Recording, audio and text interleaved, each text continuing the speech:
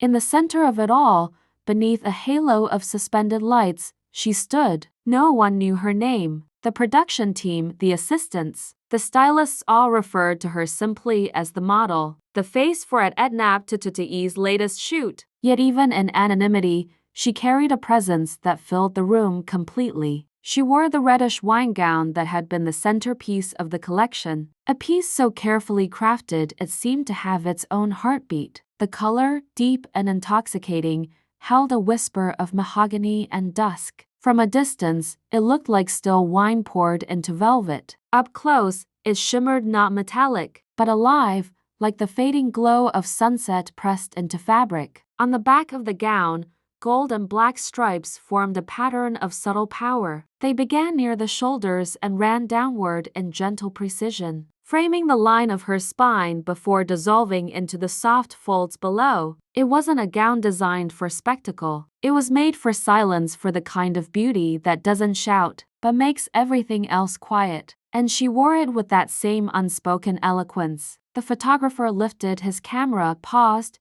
then lowered it again for a breath. He looked at her, then at the light. "Stay like that," he said softly. The words were barely more than air. She moved slightly, a turn of the head, the slow sweep of her hand along the side of the gown. The fabric obeyed, catching the light as it fell over her shoulder, sliding along her frame with an elegance that made every fold deliberate. From the front, the gown draped modestly, its lines graceful and controlled, but from behind, it revealed artistry, those alternating gold and black stripes transforming her back into a canvas of symmetry and shadow. The faint reflection of light along the stripes traced her movement, outlining the contours of her figure in strokes of gold, black, and shadowed red. No one spoke for a moment. The camera began to click. Each sound of the shutter echoed lightly against the walls. Between flashes, the studio filled with the soft rustle of fabric and the low hum of cooling lights. The team had seen countless models before,